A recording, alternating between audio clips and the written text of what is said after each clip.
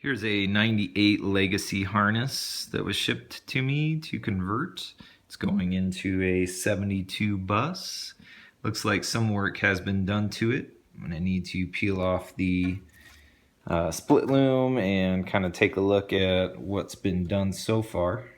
And I'm going to start by just eliminating some of the unnecessary connectors. All of the split loom and excess tape and connectors are removed. So now we have the engine connectors. We have the large grommet.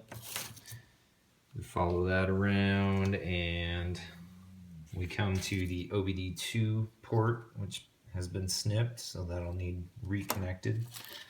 And we have the relays. So it looks like the test mode connector has been removed on this guy, so we'll need to figure out a way to get that to ground to put it into test mode. So now I'm just going to start identifying and removing all of the loose wires that are in the harness. Pulled all of the loose wires and identified the wires that terminated at the ECU. We've got the optional wires such as your fan relays, your neutral position switch, etc. These coiled up are related to the auto trans, and those are going to get pulled out. And we have the fuel tank sensors that can get a code killer. And I use the ECM pinout that you can get on the BUSARU website. That'll be a link in the description. So now I just need to do the connections, such as the OBD2 connector that was cut, and lengthening a few things like the ignition wire, battery wire, etc. All of the connections have been made, so now we're in test mode, testing the functionality of things like the fuel pump relay, that the computer is talking to the OBD2 reader, and we're also testing the fans and VSS. So this little test lamp's hooked up to the fuel pump wire so that we can tell whether or not it's getting signal. Since it's in test mode, it's blinking on and off, and we can connect the wire up to the fan relay as well. And we can see that it's blinking. And this is the VSS. It's a proximity sensor and picks up metal rotation, so you can see that little LED, and you can also see on the OBD2 app the miles per hour gauge is moving.